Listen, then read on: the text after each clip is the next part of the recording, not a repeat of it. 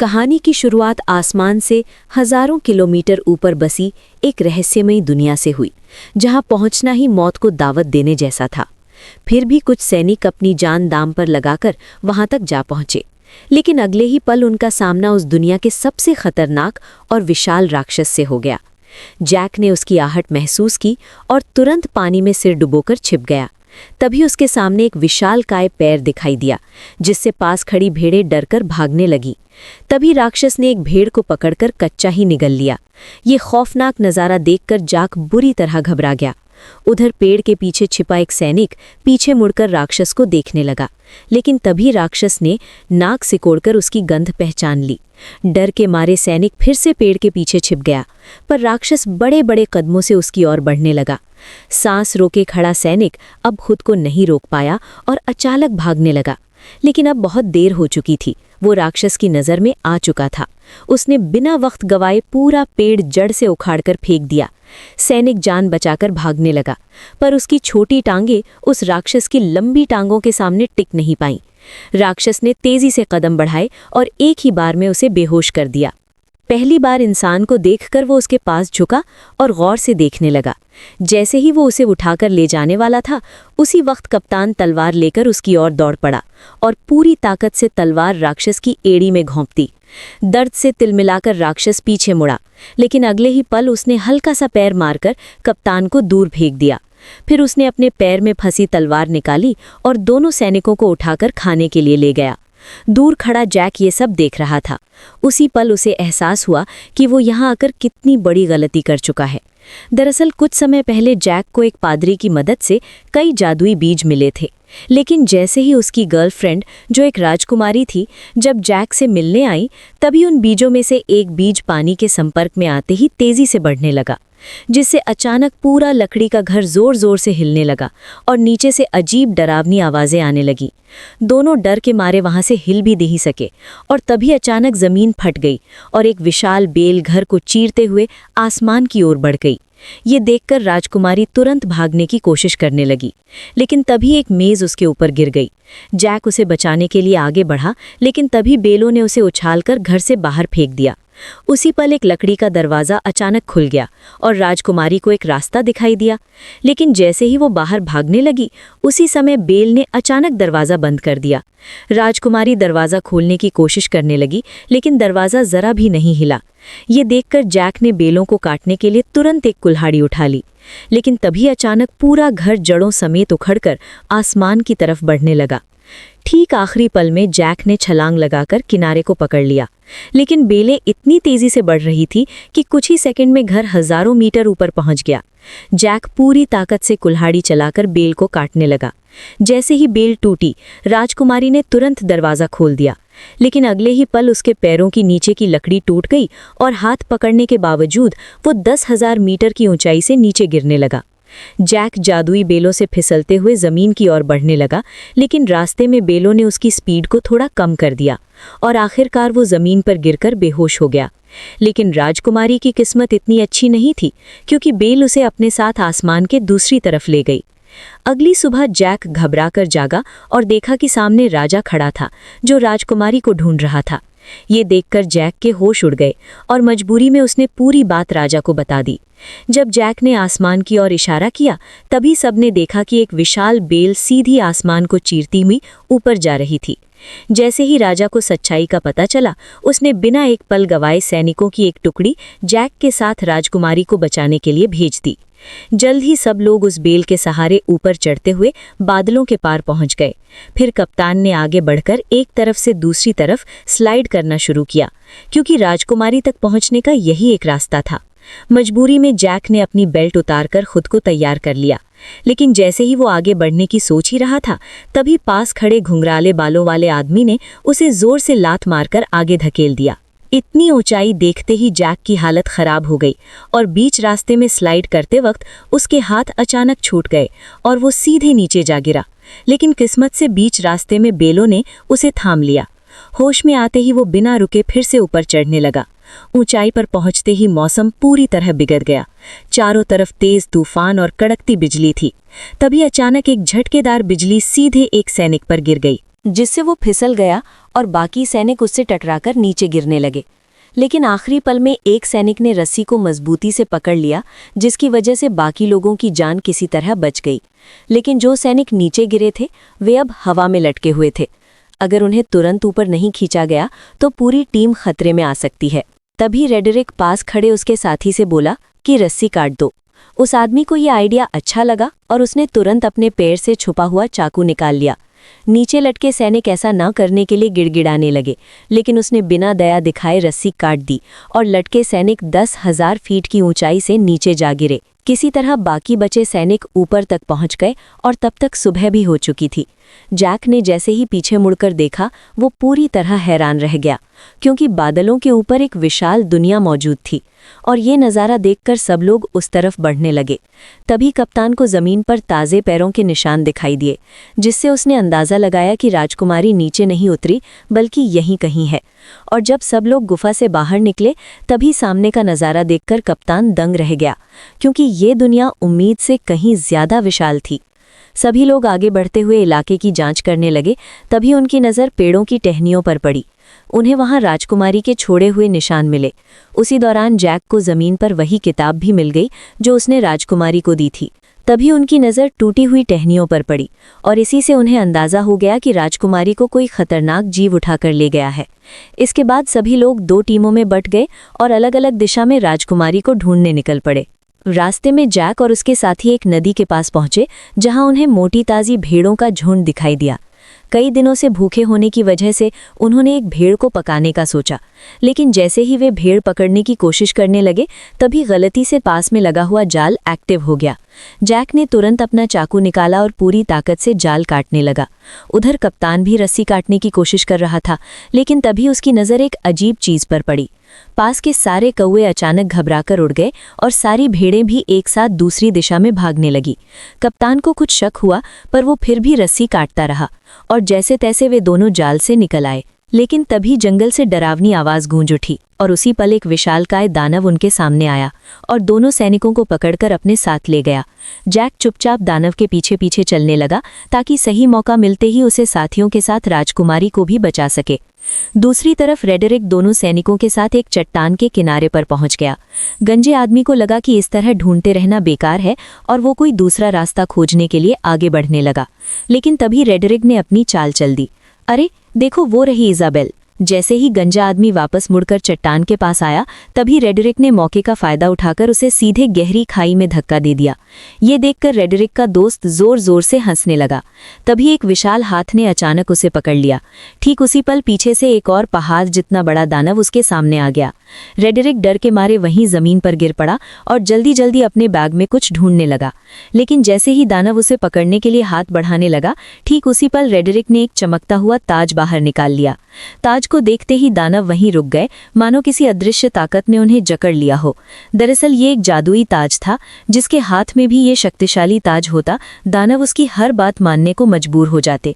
उधर जैक दानव का पीछा करते करते उनके ठिकाने तक पहुंच गया और वहां का नज़ारा देखकर वो हैरान रह गया, क्योंकि चारों तरफ खूबसूरत झरने और ऊंचे ऊंचे पहाड़ थे जो किसी स्वर्ग से कम नहीं लग रहे थे।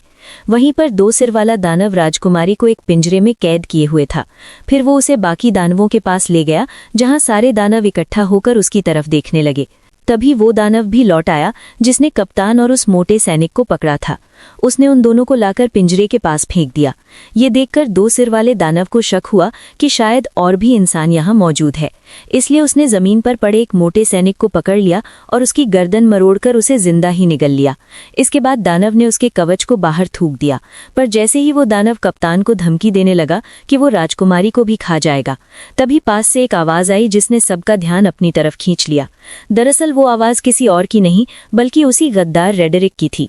उसके सिर पर पहने ताज को देखते ही बाकी सभी दानव तुरंत घुटनों के बल झुक गए और उसी पल उसका असली प्लान सबके सामने आ गया। वो सीधे 2 सिर वाले दानव के सामने गया और उसे घुटनों पर आने का हुक्म दिया। उसके सिर पर ताज देखकर 2 सिर वाला दानव मजबूरी में झुक गया और फिर रेडरिक उसके चेहरे पर पैर रखकर धीरे धीरे चलते हुए सिंहासन की ओर बढ़ गया और उसी पल से रेडरिक दानवों की दुनिया का नया राजा बन गया। उसने इंसानों पर हमला कर पूरी दुनिया जीतने का ऐलान कर दिया। उसकी बातें सुनकर दानव सेना बहुत ज़्यादा खुश हो गई, पर 2 सिर वाले दानव के दिमाग में कुछ और ही चल रहा था। उधर दानव ने कप्तान को पकाने के लिए उठाकर सीधे चिपचिपे आटे पर फेंक दिया। वो जितना छटपटाया उतना ही उसमें फंसता चला गया। तभी दानव आगे बढ़ा और उसने कप्तान के ऊपर मुट्ठी भर आटा पटक दिया। इसके बाद दानव ने बड़ी ही घिनौनी हरकत की। दानव ने कप्तान को मोड़कर एक तरफ रख दिया। तैयारी के बाद केवल सब्जियां डालना बाकी था। जैसे ही वो सब्जियां लेने गया, उसी समय जैक चुपके से वहां आ पहुंचा। जैक को देखकर राजकुमारी बेहद खुश हो गई, लेकिन उसने तुरंत उसे इशारे से चुप रहने को कहा। उधर दानव अब भी उलझा हुआ था और इसी बीच जैक धीरे धीरे राजकुमारी के पास पहुंच गया। उसने पिंजरे का लॉक खोलने की कोशिश की, लेकिन ये उसके बस की बात नहीं थी। तब राजकुमारी ने उसे पहले कप्तान को बचाने के लिए कहा, जिसे दानव ने सुअरों के साथ लाइन में रखा था। जैक तुरंत उसके पास पहुंचा और चाकू निकालकर उसे उस चिपचिपे आटे से अलग करने लगा। उसी समय दानव मसाला लेकर वापस आने लगा। ये देखकर जैक ने जल्दी से चाकू कप्तान को पकड़ा दिया और खुद छिप गया। खुशकिस्मती से दानव को कुछ भी शक नहीं हुआ। उसने कुछ नुकीली लकड़ियां उठाईं और कप्तान की आंखों के सामने पास पड़ी सुअर में घुसा दी। जो सुअर अभी तक चिल्ला रही थी वो तुरंत शांत हो गई। अब अगला नंबर कप्तान का था। दानव ने बिना दया दिखाए वार किया, लेकिन वो थोड़ा सा चूक गया, वरना कप्तान की आने वाली पीढ़ी का नामो निशान मिट जाता। ये देखकर कप्तान डर के मारे बेहोश हो गया। फिर दानव ने उन सभी को उठाकर पास जल रहे भट्टे में रख दिया। अब उन्हें बचाने वाला एकमात्र जैक ही था। इस समय जैक लोहे की रिंग के ऊपर पहुंच चुका था और दानव को उसकी भनक तक नहीं थी। तभी दानव ने एक तेज धार वाला चाकू उठाया और सीधे राजकुमारी की ओर बढ़ गया। उसने बिना देर किए हाथ अंदर डालकर राजकुमारी को बाहर निकाल लिया और टेबल पर रखकर उसे काटने की तैयारी करने लगा। लेकिन तभी जैक ने चुपके से पास रखा एक भारी चाकू उठा लिया। बेखबर दानव राजकुमारी पर वार करने ही वाला था, तभी जैक ने छुरी सीधी उसकी रीढ़ में घोंप दी। दर्द से दानव जोर जोर से चिल्लाने लगा, लेकिन जैक छुरी को मजबूती से पकड़े रहा। तभी दानव बेकाबू होकर दीवार से जा टकराया और वहीं मारा गया। ये देखकर राजकुमारी और कप्तान दोनों हैरान रह गए। इसके बाद वे तीनों तुरंत उस जादुई मेल के पास पहुंच गए, लेकिन वहां पहले से ही एक दानव पहरा दे रहा था, जिसे रेड्रिक ने भेजा था। तभी जैक के दिमाग में एक अजीब आइडिया आया। वो एक मधुमक्खियों का छत्ता लेकर कप्तान के साथ धीरे धीरे उस दानव के पास पहुंच गया। फिर कप्तान ने दानव का हेलमेट उठाया और जैक ने छत्ता उसके अंदर पटक दिया। दानव अभी भी बेफिक्र सो रहा था और उसे जरा भी अंदाजा नहीं था कि उसके साथ क्या होने वाला है। जैसे ही जैक ने छत्ता अंदर रखा, तभी कप्तान ने तुरंत हेलमेट बंद कर दिया और फिर दोनों तेजी से वहां से भागकर पास की चट्टान के पीछे छिप गए और इंतजार करने लगे। कुछ ही देर में दानव मधुमक्खियों के डंक से तड़प कर उठ खड़ा हुआ और दर्द से छटपटाते हुए अपने शरीर को झटकने लगा। लेकिन जितना ज्यादा वो तड़प रहा था, मधुमक्खियां उतनी ही ज्यादा उस पर हमला कर रही थीं। घबराकर दानव वहां से भागने लगा, लेकिन फिसलकर पत्थरों से टकरा गया और फिर वो लुढ़कता हुआ चट्टान के किनारे तक पहुंच गया। ऐसा लग रहा था कि अब वो गिरने ही वाला है। तभी अचानक उसने अपना हेलमेट उतार दिया। ये देखकर तीनों एक पल के लिए चौंक गए, लेकिन तभी एक मधुमक्खी सीधे उसकी तरफ उड़ती हुई आई और अगले ही पल उसने दानव को जोर से डंक मार दिया, जिससे वो कंट्रोल खो बैठा और सीधे नीचे जा गिरा। ये देखकर तीनों लोग खुशी से झूम उठे। उन्हें यकीन नहीं हो रहा था कि उन्होंने इतनी आसानी से इतने बड़े दानव को हरा दिया। इसके बाद तीनों ने तुरंत वहां से निकलने का फैसला किया, लेकिन अचानक कप्तान रुक गया। उसने बताया कि उसे रेड्रिक से ताज छीनने के लिए यहीं रुकना पड़ेगा, इसलिए जैक उसे चाकू थमाकर राजकुमारी के साथ नीचे उतरने लगा। उसी समय दानव बैलों से टकराते हुए आखिरकार नीचे आ गिरा। तेज आवाज सुनकर राजा तुरंत अपने टेंट से बाहर आया और इस खतरनाक दानव को देखकर घबरा गया। अचानक गांव के लोग भी वहां इकट्ठा हो गए। तभी राजा ने ना चाहते हुए प्रजा की भलाई और दानवों को यहां आने से रोकने के लिए एक बड़ा फैसला लिया। उसने तुरंत जनरल को बेल काट डालने का आदेश दे दिया। सैनिकों ने विशाल लोहे की कीलें उस बड़ी बेल में ठोक दी, फिर उन पर मजबूत हुक लगा दिए और कुछ बैलों और घोड़ों की मदद से उसे खींचना शुरू कर दिया। धीरे धीरे वो विशाल बेल जड़ों समेत हिलने लगी, लेकिन इससे पास खड़े सैनिक अचानक खतरे में आ गए। तभी अचानक बीच वाली मोटी बेल भी टूटने लगी। ऊपर खड़े सैनिक नीचे गिरने लगे, जिससे चारों तरफ अफरा तफरी मच गई। उधर जैक और राजकुमारी बेल के सहारे नीचे उतर रहे थे, लेकिन जैसे ही उन्होंने नीचे नजर डाली तो वे डर के मारे घबरा गए, क्योंकि बेल बेकाबू हो चुकी थी और किसी भी पल गिर सकती थी। उसी समय जैक ने मौका देखकर राजकुमारी को कसकर पकड़ा और तेजी से एक लटकती डाल को थाम लिया। दोनों हवा में झूलते हुए तेजी से नीचे की ओर बढ़ने लगे। आखिरकार जब वे नीचे गिरे तो घास के ढेर ने उनकी रफ्तार कम कर दी और इस तरह दोनों सही सलामत जमीन पर पहुंच गए। ठीक उसी पल रेड्रिक ने सभी दानवों को इकट्ठा कर इंसानों पर हमला करने की तैयारी की। तभी दो सिर वाले दानव को इंसान का आभास हुआ, जिससे कप्तान छिप गया। तभी रेड्रिक ने आगे बढ़ते हुए बैल उगाने वाले जादुई बीज निकाले, लेकिन तभी अचानक कप्तान उस पर टूट पड़ा, जिससे जादुई बीज चट्टान पर ही छूट गए और रेड्रिक सीधे नीचे गड्ढे में जा गिरा। रेड्रिक डर के मारे दानवों को पुकारने लगा, जबकि कप्तान उसके सामने लड़ने के लिए तैयार खड़ा हो गया। तभी दो सिर वाले दानव ने बाकी दानवों को उसे बाहर निकालने का आदेश दिया। दानव चट्टानों को तोड़ने लगे और नीचे कप्तान और रेड्रिक के बीच लड़ाई शुरू हो गई। रेड्रिक ने अपनी लंबी तलवार के सहारे कप्तान को गिरा दिया और उसका हथियार दूर जा गिरा। इसके बाद उसने मौका पाकर लगातार हमले शुरू कर दिए, लेकिन कप्तान ने किसी तरह उसका वार रोक लिया और दोनों के बीच ताकत की लड़ाई शुरू हो गई। जल्द ही कप्तान कमजोर पड़ने लगा और रेड्रिक ने उसे पानी में डुबो दिया। तभी अचानक उसकी नज़र उस चाकू पर पड़ी जो उसकी तरफ बहकर आ रहा था। कप्तान ने सही मौके पर उसे दांतों से पकड़ लिया और तुरंत रेड्रिक के चेहरे पर वार कर दिया। अचानक हुए हमले से रेड्रिक का गुस्सा फूट पड़ा। उसने अपने हथियार के दम पर कप्तान को पीछे धकेल दिया। कप्तान मजबूर होकर पीछे हटता गया और आखिरकार किनारे तक पहुंच गया। तभी रेड्रिक ने उसे एक जोरदार लात मारकर नीचे गिरा दिया, लेकिन कप्तान ने किसी तरह चट्टानों को पकड़ लिया। रेड्रिक तलवार को उसके हाथों में चुभोने लगा ताकि वो खुद नीचे गिर जाए, लेकिन उसने कप्तान की ताकत को कम आंका था। जैसे ही वो फिर से हमला करने लगा, कप्तान ने उसी के हथियार को पकड़कर उसी की टांग में घोंप दिया। दर्द से रेड्रिक जोर जोर से चिल्लाने लगा और इसी मौके का फायदा उठाकर कप्तान ने तलवार रेड्रिक के पेट में घोंप दी। अचानक हुए हमले की वजह से रेड्रिक ने वहीं दम तोड़ दिया। उसके मरते ही ताज की जादुई ताकत भी खत्म हो गई। कप्तान किसी तरह ऊपर चढ़ाया और ताज वापस लेने के लिए आगे बढ़ा, लेकिन तभी ऊपर की गुफा टूट गई और दो सिर वाला दानव उससे पहले ही ताज उठा ले गया। उसने ताज अपनी उंगली में पहन लिया और खुद को नया राजा घोषित कर दिया। ताज पहनते ही उसकी ताकत फिर से लौट आई। ये देखकर बाकी दानवों ने भी अपने घुटने टेक दिए। तभी कप्तान ने देखा कि धरती पर लौटती हुई वो एकमात्र बेल अब कभी भी टूटकर नीचे गिर सकती है, इसलिए उसने बिना देर किए सीधे बेल पर छलांग लगा दी। बेल तेजी से किले की ओर बढ़ने लगी। कप्तान ने सही समय का फायदा उठाया और छलांग लगाकर सीधे पानी में कूद गया। दो सिर वाले दानव ने जब देखा कि इंसानों की दुनिया तक जाने का रास्ता टूट चुका है, तो वो गुस्से से गरज उठा। तभी अचानक छोटे सिर ने जमीन पर पड़े उस थैले की ओर इशारा किया जिसमें जादुई बीज भरे हुए थे। दो सिर वाले दानव ने उसे उठाया और अपने हाथ में खोल लिया। उसमें कुल 4 जादुई बीज थे। ये देखकर वो खुशी से झूम उठा। उसने तुरंत एक फूंक मारकर उन बीजों को पानी में फेंक दिया। जैसे ही बीज पानी से टकराए, वे तुरंत उगने लगे और अगले ही पल जमीन को चीरती हुई 4 विशाल बेलें बाहर निकल आईं।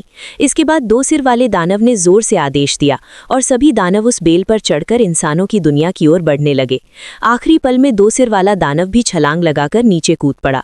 वो बेलों के जरिए फिसलते हुए जमीन की ओर बढ़ने लगा।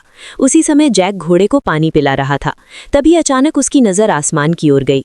उसने देखा कि सभी दानव तेजी से नीचे की ओर बढ़ रहे हैं। बिना एक पल गवाए वो घोड़े पर सवार होकर राजा को चेतावनी देने निकल पड़ा। उधर राजा की सेना आराम से किले की ओर बढ़ रही थी। तभी जैक की नजर सेना पर पड़ गई। वो जोर जोर से चिल्लाने लगा कि दानव आ रहे हैं, लेकिन राजा को अब भी कुछ समझ नहीं आया। तभी पीछे के जंगल से अचानक कई दानव निकल आए और जहां जहां भी जा रहे थे वहां सब कुछ तहस नहस कर रहे थे। कोई भी उन्हें रोक नहीं पा रहा था। जल्द ही दानव सेना पास आ गई और उन्होंने एक सैनिक को पकड़कर जिंदा निगल लिया। घोड़े पर सवार लोग भी उनकी रफ्तार से नहीं बच पाए। इस वक्त इंसान उनके सामने बिल्कुल बेबस थे।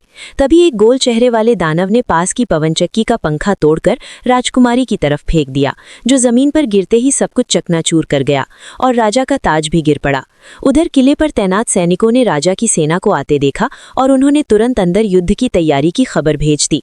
कप्तान ने तुरंत सभी सैनिकों की मदद से खाई में तेल डलवा दिया ताकि दुश्मनों को रोका जा सके।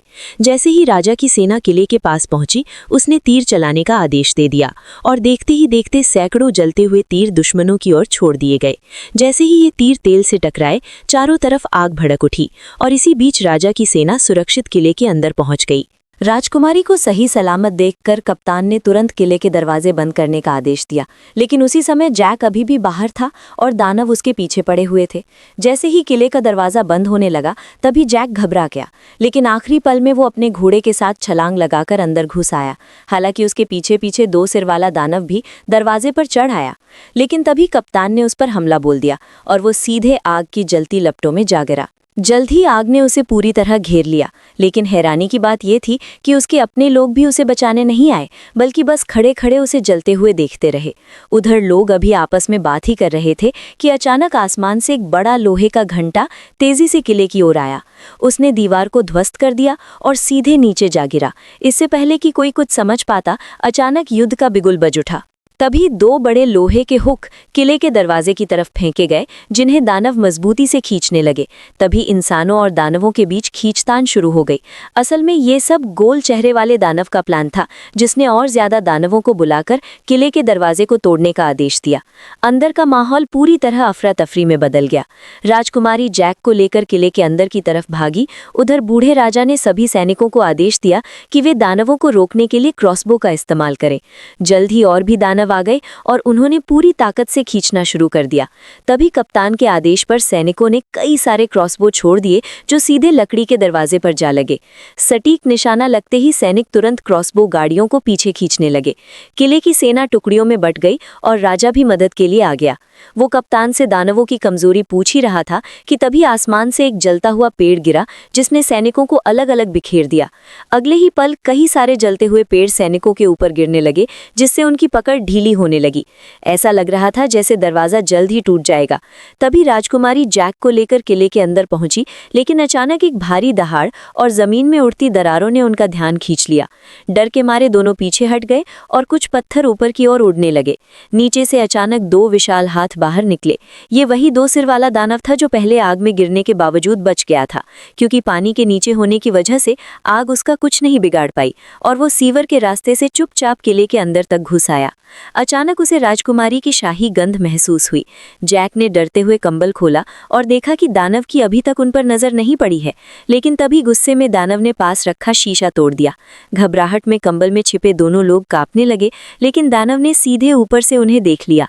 जैक पूरी ताकत लगाकर तुरंत राजकुमारी को पकड़कर भागा, लेकिन दानव लगातार उनका पीछा करने लगा। कोई रास्ता ना होने की वजह से दोनों मजबूरी में दूसरी मंजिल की ओर भागे। वे कदमों को रोकने की हिम्मत भी नहीं कर रहे थे, लेकिन अचानक एक हाथ साइड से बाहर निकला और राजकुमारी को पकड़ लिया।